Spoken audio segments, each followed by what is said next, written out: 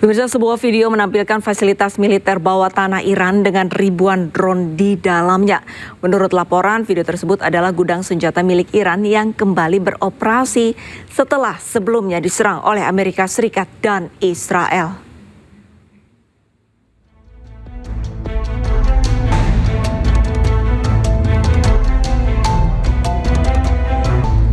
Sebuah video menunjukkan keberhasilan Iran untuk membuka kembali fasilitas militer bawah tanahnya.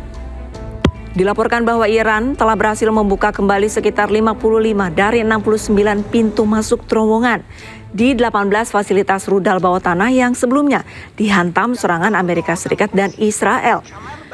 Sementara itu, Ketua Parlemen sekaligus Kepala Negosiator Iran Mohammad Bagher Ghalibaf menegaskan bahwa Iran tidak akan menyetujui kesepakatan damai apapun dengan Amerika Serikat jika hak-hak rakyat Iran tidak sepenuhnya terjamin.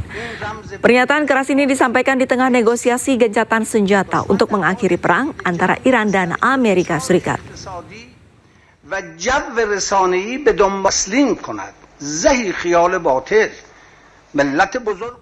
Iran kembali menyerang pangkalan militer Amerika Serikat di Kuwait. Serangan ini merupakan balasan Iran setelah Amerika menyerang menara komunikasi Iran.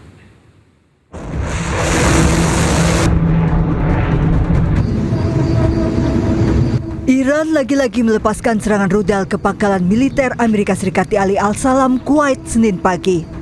Namun serangan berhasil dicegah oleh sistem pertahanan udara Kuwait.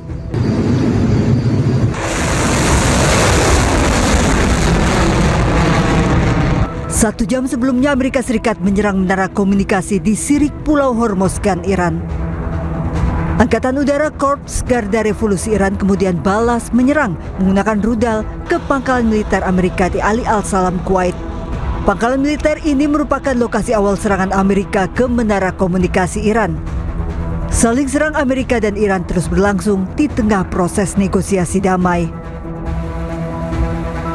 Sebelumnya, drone Amerika Serikat berhasil ditembak jatuh oleh sistem pertahanan udara Iran di Pulau Qesem yang diaktifkan. Pecahan drone mengapung ditemukan warga di perairan Selat Hormuz.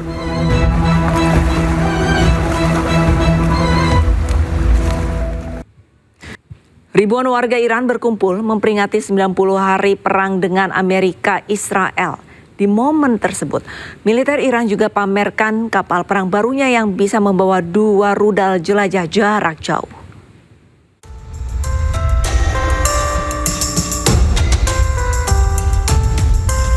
Ribuan orang berkumpul saat Iran memperingati 90 hari perang dengan AS dan Israel.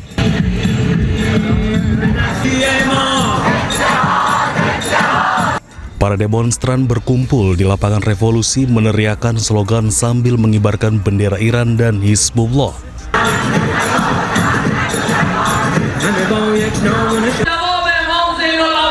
Anggota IRGC juga memperlihatkan kapal perang cepat 27 Rajab untuk pertama kalinya.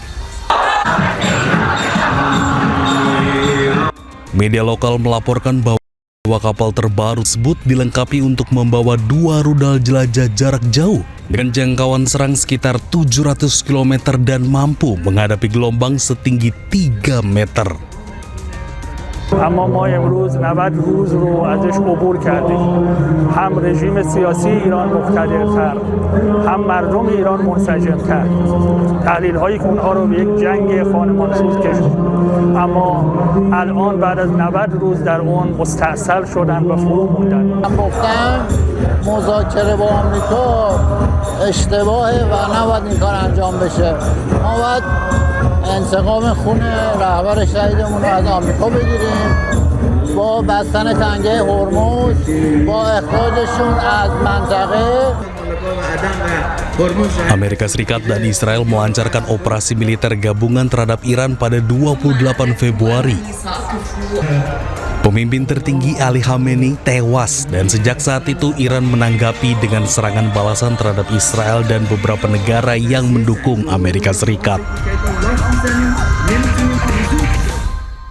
Ketua Parlemen Iran Mohammad Bagher Ghalibaf tegaskan tolak kesepakatan dengan Amerika Serikat jika hak warga Iran tidak dipenuhi. Iran juga tegaskan tak percaya dengan janji musuh.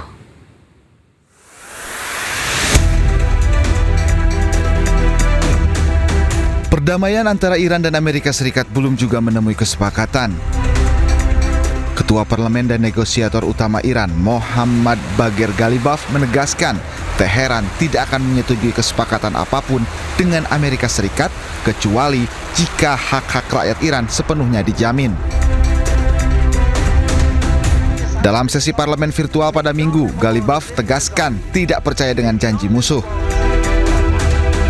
با پشتیبانی و حمایت مردم بوده است و کار دیپلماسی این است که این پیروزی ها را به دستاوردهای سیاسی و حقوقی تبدیل کند و وظیفه میدان خدمت این است که با پشتیبانی این پیروزی ها مسائل مردم را حل نماید.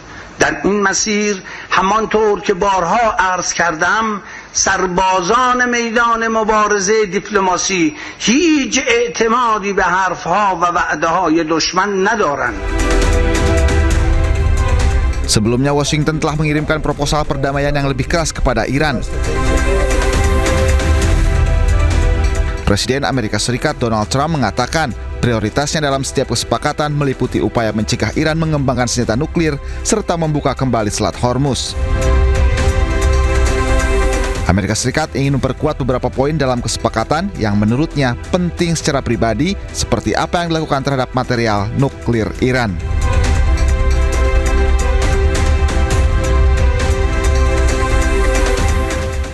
Di tengah kesepakatan dengan Iran, Amerika Serikat tetap ngotot agar Iran tidak memiliki senjata nuklir. Tidak hanya itu, Amerika Serikat menyebut siap kembali berperang jika Iran tetap memiliki senjata nuklir.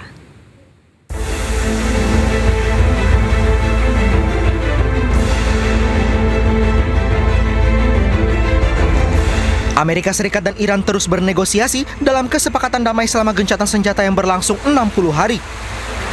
Amerika Serikat mengklaim mengedepankan jalur diplomasi namun hanya akan menerima kesepakatan yang menjamin Iran tidak memperoleh senjata nuklir. Selain itu, Amerika Serikat menegaskan pihaknya sangat mampu untuk memulai kembali perang melawan Iran jika situasi mendesak. We still have global obligations to ensure that, say, Iran doesn't get a nuclear weapon. We're focused on that. We can do two things at one time. And certainly our department, we were in a cabinet meeting just a couple of days ago, and the president said, hey, it will be a great deal. And if Iran doesn't want to make a great deal that ensures they don't get a nuclear weapon, our ability to recommence if necessary is, we are more than capable. Our stockpiles are more than suited for that, both there and around the globe, because of how we balance exquisite and more plentiful munitions. So we're in a very good place. Sementara itu, Iran dikabarkan setuju untuk menyerahkan uranium yang diperkaya ke China setelah berulang kali menolak. Iran setuju untuk mentransfer uranium yang diperkaya ke China dengan syarat tidak akan menyerahkannya ke Amerika Serikat. Media Al Arabiya juga melaporkan sejumlah poin yang berkaitan dengan program nuklir Iran telah diselesaikan. Iran juga telah menyetujui pemantauan internasional terhadap fasilitas nuklir untuk mencegah penonaktifannya. Padahal sebelumnya pemimpin tertinggi Iran Mojtaba Khamenei menolak uranium Iran yang telah diperkaya dikirim ke luar negeri. Khamenei dan para pemimpin Iran yakin penyerahan uranium hanya akan membuat Iran lebih rentan terhadap serangan Amerika Serikat dan Israel di masa depan.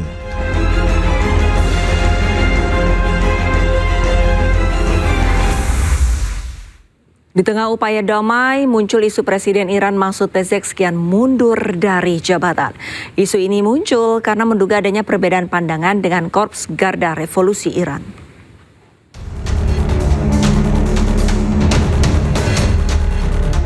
Presiden Iran Masoud Pezeshkian diisukan mengundurkan diri dari jabatannya. Spekulasi pengunduran diri Pezeshkian mencuat setelah sejumlah media asing melaporkan adanya surat yang dikirim ke pemimpin tertinggi Iran, Mojtaba Khamenei.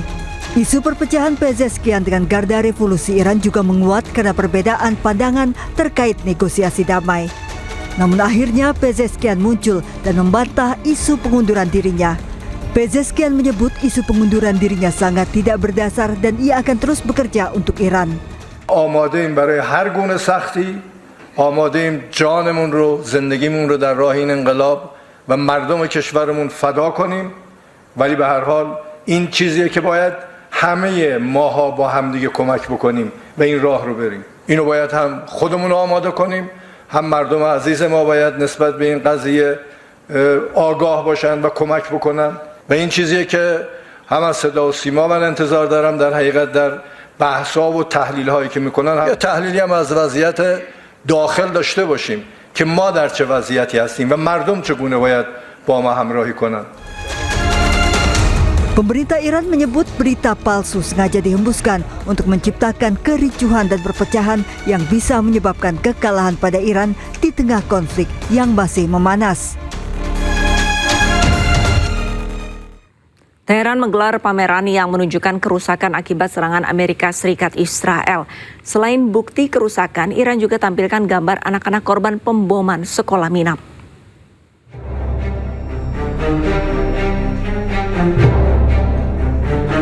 Sebuah pameran yang diselenggarakan oleh Museum dan Taman Pertahanan Suci Teheran menampilkan bukti kerusakan lingkungan yang disebabkan oleh perang Amerika Serikat Israel dengan Iran.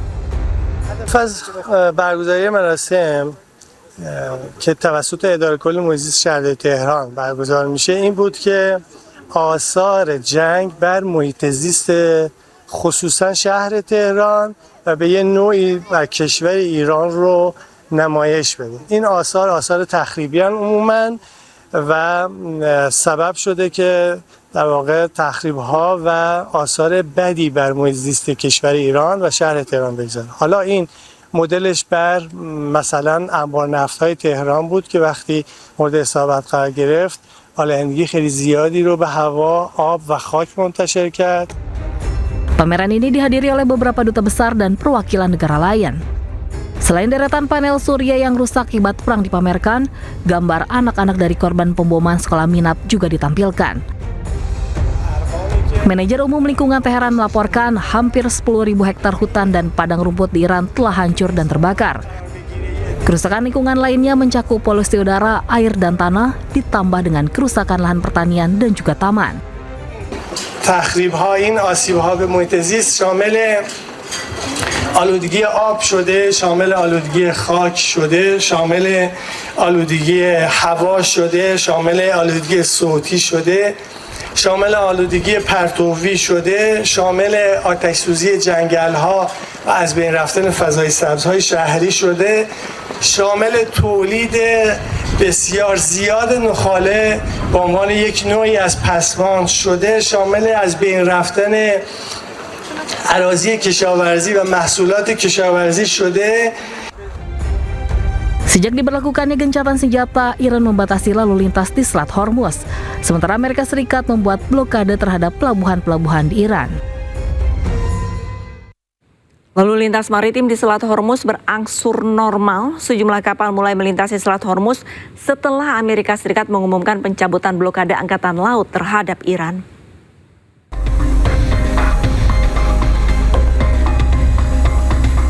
Kapal-kapal melintasi Selat Hormuz seiring dengan dimulainya kembali lalu lintas maritim secara bertahap setelah Presiden Amerika Serikat Donald Trump mengumumkan pencabutan blokade Angkatan Laut terhadap Iran. 3 kapal berlabuh di jalur perairan strategis, sementara sebuah perahu cepat melintas di dekatnya. Korps Garda Revolusi Iran mengatakan 28 kapal termasuk kapal tanker minyak dan kapal kontainer telah melintasi Selat Hormuz dalam koordinasi dengan pihak berwenang Iran. Sebelumnya, Presiden Amerika Serikat Donald Trump mengumumkan Amerika Serikat akan mencabut blokade angkatan lautnya terhadap pelabuhan-pelabuhan Iran, sehingga kapal-kapal yang terdampar akibat pembatasan tersebut dapat melanjutkan navigasi.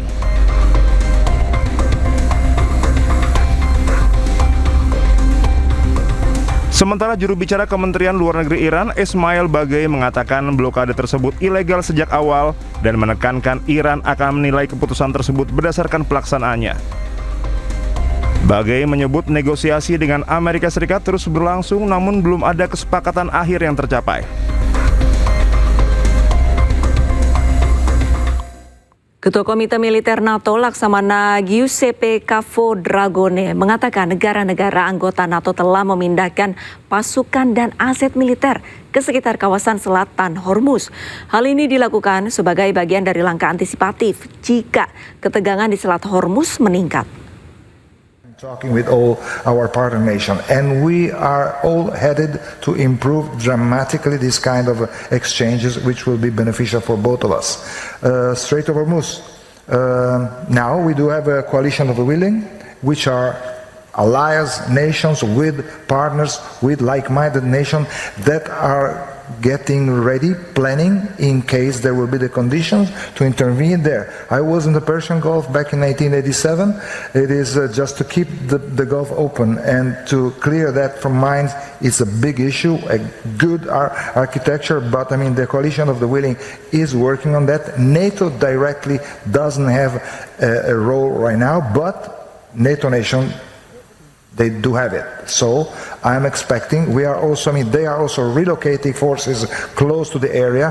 So whenever the condition will be met, I think that they will be able to do their business. Tentara Israel panik berlarian usai drone perlawanan dari pejuang Hizbullah meledak di dekat Beit Hillel, Israel Utara. Tak hanya itu, 4 warga Israel juga dilaporkan terluka akibat serangan pesawat tak berawak.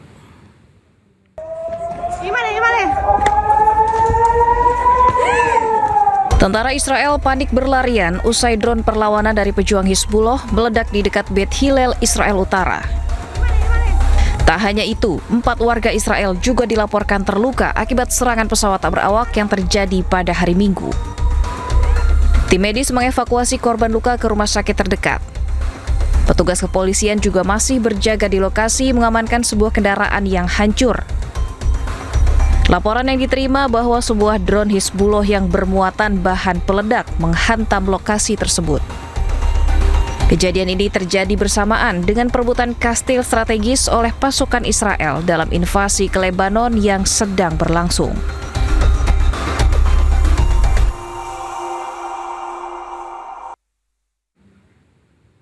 Sementara itu, pemirsa, Hizbullah melancarkan operasi militer yang menargetkan pasukan Israel, infrastruktur militer, dan permukiman di Palestina Utara yang diduduki.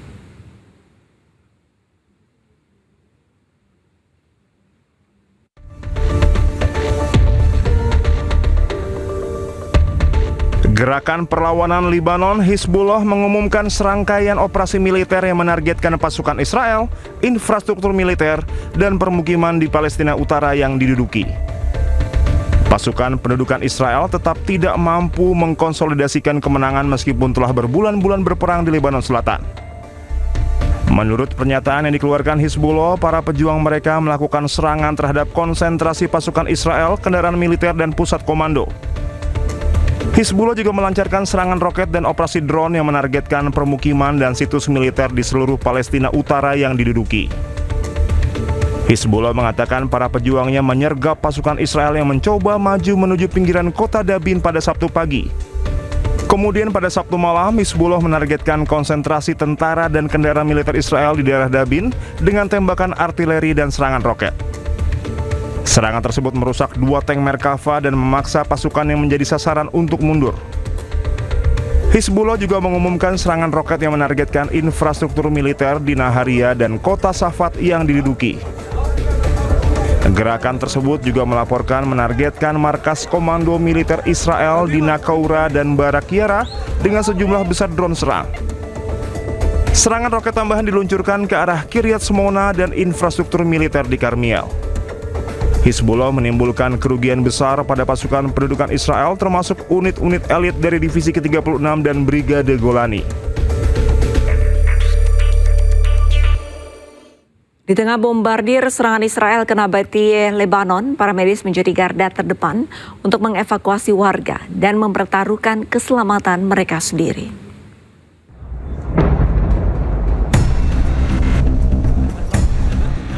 Kota Nabatie, Lebanon kembali dibombardir Israel. Di tengah gempuran dan kondisi gawat darurat, para medis dan relawan berusaha mengevakuasi warga yang menjadi korban serangan.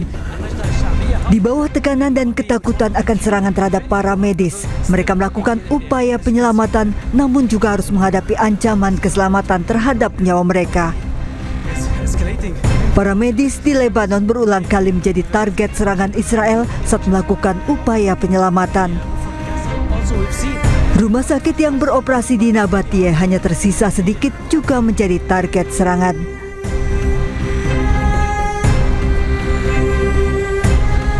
Para medis menjadi saksi kekejian Israel di garis depan di kota Nabatiyeh yang luluh lantak. Kala serangan mereda, bahaya juga menghantui para medis Lebanon dari ancaman reruntuhan bangunan yang masih rapuh.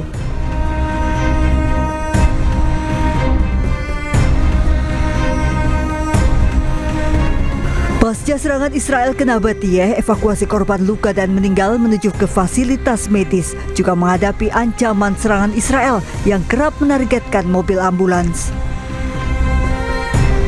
Kota Nabatiyeh yang luluh lantak merupakan kota tua bersejarah peninggalan era Ottoman yang berusia lebih dari 5 abad.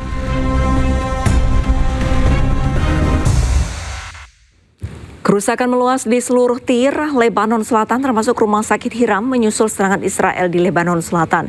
Semua lantai rumah sakit mengalami kerusakan akibat serangan tersebut.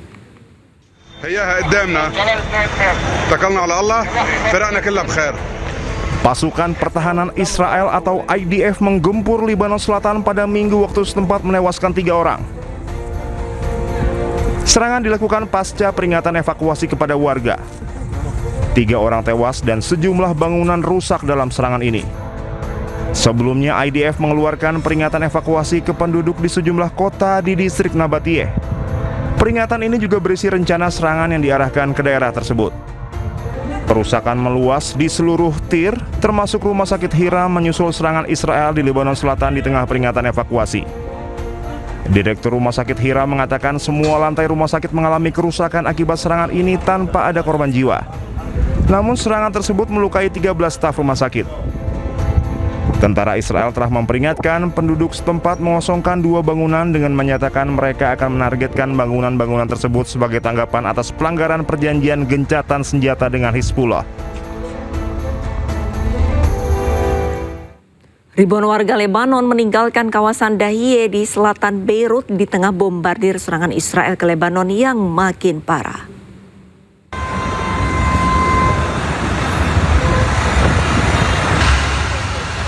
Terlihat antrean kendaraan dan menimbulkan kemacetan panjang pada hari Senin ketika warga yang panik meninggalkan kawasan Dahiyeh di selatan Beirut, Lebanon. Warga berupaya menyelamatkan diri dari wilayah yang diperkirakan akan menjadi target serangan pasukan Israel. Terlebih, Perdana Menteri Israel Benjamin Netanyahu telah memerintahkan serangan udara ke wilayah pinggiran selatan ibu kota Lebanon tersebut.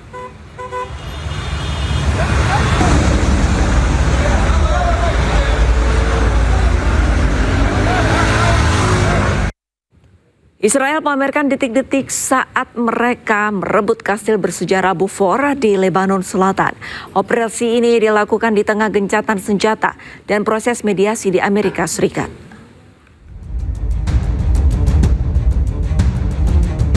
Pasukan Pertahanan Israel atau IDF merilis detik-detik saat pasukan patroli Golani merebut kastil Beaufort yang bersejarah di Lebanon Selatan. Dalam operasi ini, pasukan bergerak melalui benteng untuk memasuki kastil. Tidak ada perlawanan dari pasukan Hizbullah karena memang kastil ini sudah lama tidak digunakan. Namun Israel memandang kastil ini penting karena dipandang sebagai benteng peninggalan perang salib dan punggung bukit strategis yang menghadap ke Lebanon Selatan dan Israel Utara. Sebelumnya, Israel pernah menguasai kastil ini dari tahun 1982 hingga 2000 setelah memenangkan pertempuran Beaufort dalam Perang Lebanon Pertama. Operasi ini dilakukan di tengah gencatan senjata yang rapuh antara Israel dan Lebanon. Negosiasi yang difasilitasi oleh Amerika Serikat pun jalan di tempat. Pemukim ilegal Israel berusaha menduduki Masjid Al-Aqsa di Yerusalem, Palestina. Ironisnya, aksi mereka dikawal polisi Israel.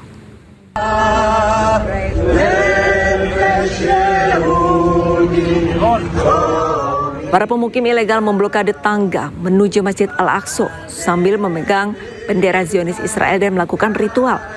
Polisi Israel yang melakukan pengawalan aksi berusaha melindungi para pemukim. Pemerintah Uni Emirat Arab dan sejumlah negara mengirimkan surat berisi kecaman kepada Israel, mengutuk penyerbuan ke Masjid Al-Aqsa oleh pemukim ilegal dan mengibarkan bendera Zionis Israel di halaman masjid.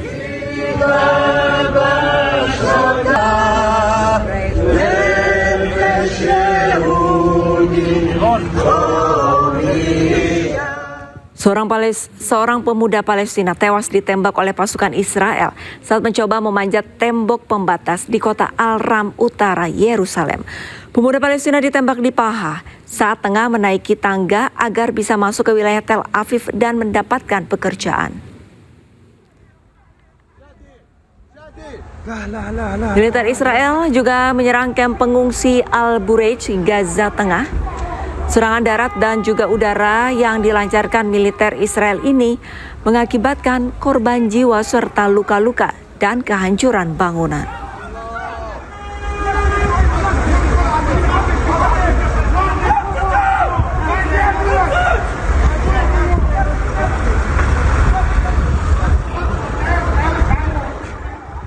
Bulldozer Israel mulai menghancurkan bangunan dan toko milik warga Palestina di Nablus.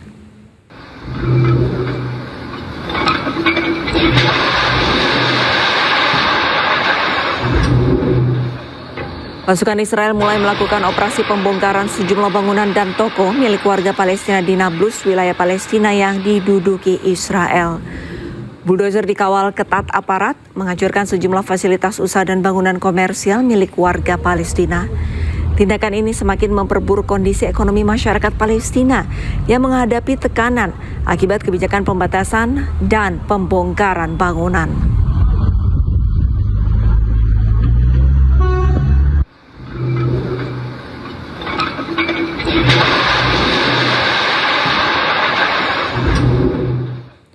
Di tengah serangan tanpa ampun yang digencarkan Israel ke Palestina, warga Gaza hidup serba kekurangan, bahkan untuk makan setiap hari.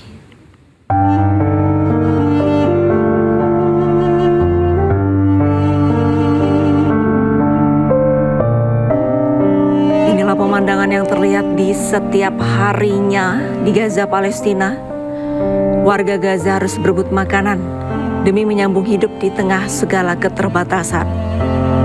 Mereka rela berdesakan untuk mendapatkan makanan. Akibat serangan Israel yang tak kunjung usai, warga Gaza kini harus bertahan. Meskipun telah kehilangan tempat tinggal, bahkan anggota keluarganya.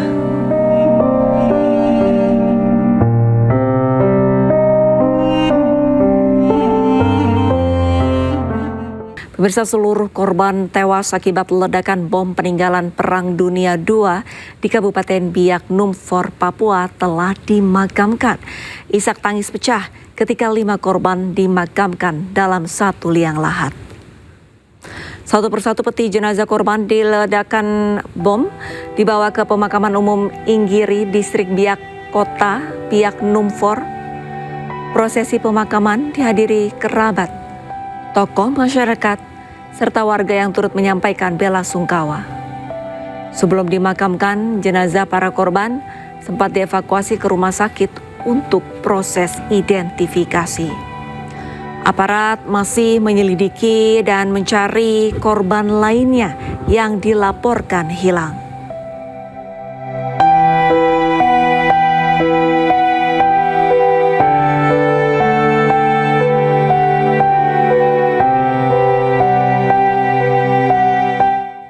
Presiden Prabowo Subianto memanggil Komandan Upacara Kolonel Infantri Didin Nasruddin Darsono. Pemanggilan dilakukan saat upacara peringatan Hari Pancasila. Maju!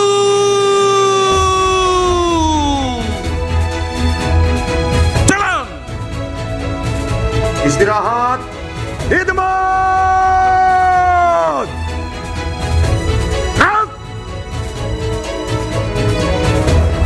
Puas dengan pelaksanaan upacara Hari Kelahiran Pancasila, Presiden Prabowo Subianto langsung menyampaikan ucapan terima kasih di hadapan seluruh peserta upacara.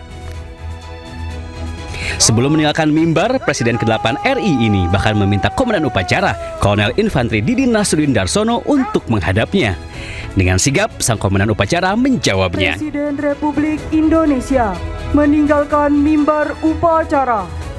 Terima kasih atas pelaksanaan upacara yang baik.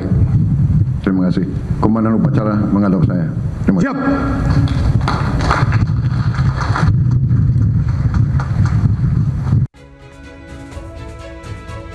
Kolonel Infantri Didin Nasruddin Darsono merupakan lulusan Akmil 2001. Pria kelahiran Sidoarjo, Jawa Timur 5 Juli 1979 ini menjabat sebagai Kepala Seksi Teritorial Korem 163 Wirasatya Bali. Sebelumnya, Kolonel Didin menjabat sebagai Komandan Kodim 0803 Surabaya. Sebelum bertugas di Surabaya, Kolonel Didin menjabat Komandan Kodim 0808 Blitar. Upacara telah dilaksanakan. Laporan selesai. Bubarkan, kerjakan. Kerjakan. Digelar di halaman Gedung Pancasila Kementerian Luar Negeri, upacara Hari Kelahiran Pancasila berlangsung hikmat. Sejumlah pejabat turut hadir, termasuk Presiden ke-5 Megawati Soekarno Putri, Wakil Presiden ke-13 Ma'ruf Amin, juga Wakil Presiden ke-10 dan 12 Yusuf Kala. Tim Liputan iNews melaporkan. Momen akrab terjadi antara Presiden Prabowo Subianto dan Ketua Dewan Pengarah BPIP sekaligus Presiden ke-5 Megawati Soekarno Putri ketika menghadiri upacara Hari Pancasila. Keduanya menunjukkan kemesraan politik dan kedekatan personal di hadapan publik.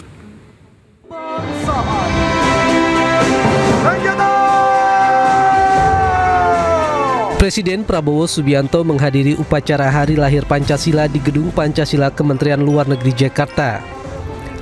Usai menjadi inspektur upacara, Presiden Prabowo pun langsung menyelami sejumlah pejabat yang hadir.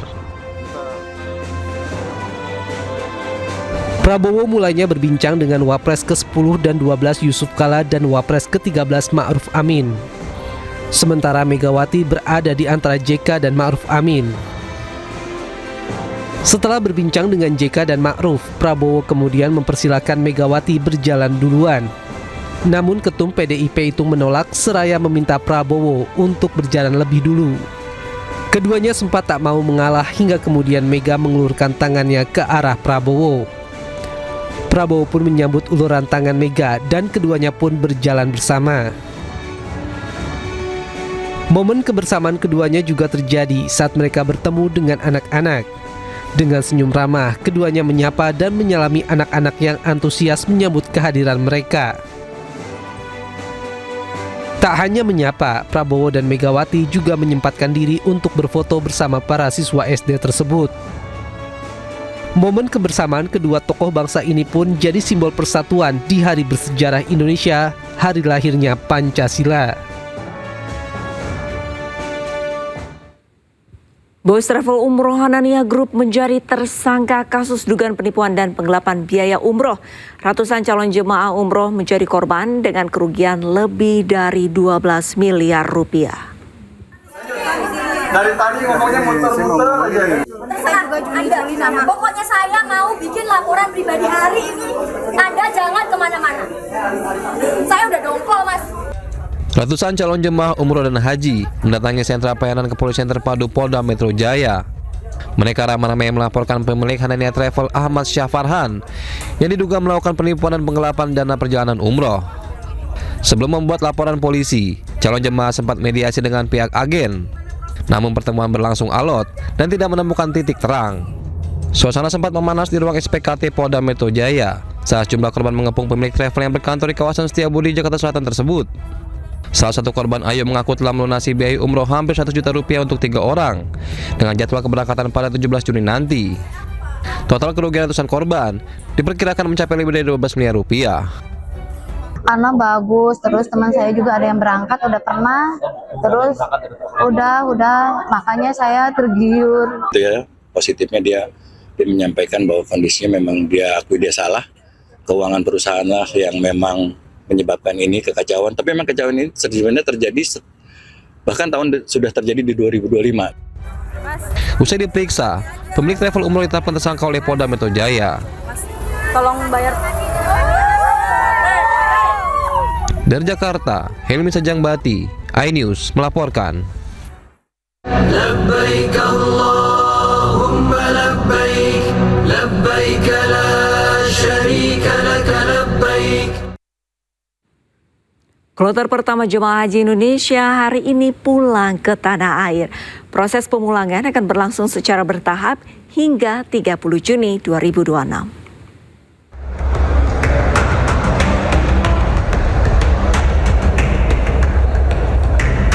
Jemaah haji mulai pulang ke Indonesia pada tanggal 1 Juni 2026 diawali dengan 17 kloter gelombang pertama. Kepulangan ditandai dengan rampungnya fase puncak ibadah haji di Arafah, Muzdalifah, dan Mina atau Ar-Musna. Proses pemulangan akan berlangsung secara bertahap hingga 30 Juni 2026. Seluruh jemaah diimbau untuk menjaga kondisi kesehatan dan mengikuti seluruh ketentuan yang telah ditetapkan demi kelancaran proses kepulangan. Insya Allah, mulai 1 Juni 2026, bertepatan dengan Hari Lahir Pancasila, proses pemulangan jemaah Haji Indonesia ke tanah air akan segera dimulai. Pemulangan akan diawali oleh kloter awal melalui Bandara Jeddah. Pada 1 Juni, sebanyak 17 kloter dijadwalkan mulai dipulangkan ke tanah air Indonesia. Proses pemulangan ini akan berlangsung secara bertahap hingga 30 Juni tahun 2026. Dalam kesempatan ini, Menhaj juga mengapresiasi jemaah haji Indonesia yang telah menjaga ketertiban dan mengikuti arahan petugas selama menjalani fase puncak ibadah haji. Dari Mekah, Arab Saudi, Eti Juitasari, iNews melaporkan. Bus salawat yang biasa digunakan sebagai transportasi jemaah haji Indonesia dari hotel menuju Masjidil Haram kembali beroperasi seiring selesainya puncak ibadah haji.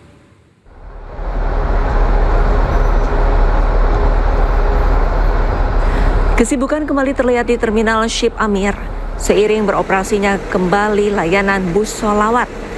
Bus gratis ini sempat dihentikan sementara pada 22 Mei saat puncak haji di Arafah, Muzdalifah, dan Mina. Sebelumnya bus salawat dijadwalkan beroperasi pukul 1 dini hari waktu setempat, namun diundur menjadi pukul 1 siang setelah mempertimbangkan kondisi fisik jemaah.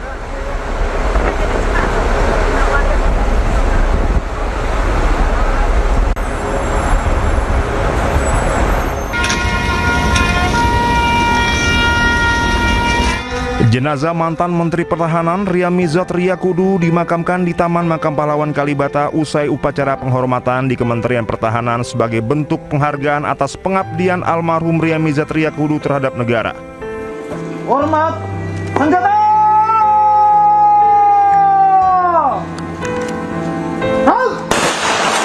Prosesi pemakaman militer Ryamizat Riyakudu dipimpin Menteri Pertahanan Syafri Samsudin yang bertindak sebagai inspektur upacara. Sejumlah tokoh pemerintahan turut hadir mengikuti prosesi pemakaman. Kita baru saja memakamkan seorang prajurit yang tidak menuntut balas jasa. Dia prajurit sejak pangkat muda sampai dengan tua terus di lapangan. Dia menjadi teladan bagi prajuritnya dan dia juga tidak suka kepada semua tindakan-tindakan yang ilegal. Jadi ini adalah contoh bagi prajurit TNI Angkatan Darat dan prajurit TNI bahwa keteladanan almarhum harus menjadi contoh.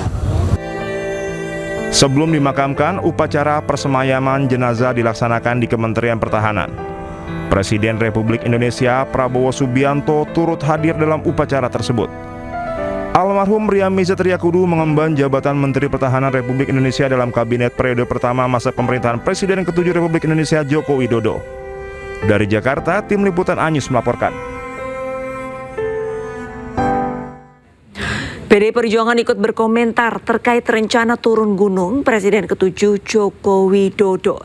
PDIP berpandangan hal itu dilakukan Jokowi untuk mengamankan posisi Wapres Gibran Raka Buming Raka. Dan pemirsa, informasi ini sekaligus menutup kebersamaan kita dalam iNews Room hari ini. Temukan informasi-informasi terbaru lainnya di www.inews.id. Cuplikan tayangan berita iNews dapat Anda saksikan di kanal YouTube @officialinews. Sesaat lagi rekan saya Bayu Pradana akan hadir dalam program iNews Prime. Dan pemirsa, terima kasih Anda telah menyaksikan iNewsroom hari ini. Tetap jaga kesehatan dengan memilih air mineral dengan kemasan tersegel sehingga lebih aman dan terlindungi bebas dari debu. Saya Arlista Hadi pamit undur diri. Terima kasih. Sampai jumpa.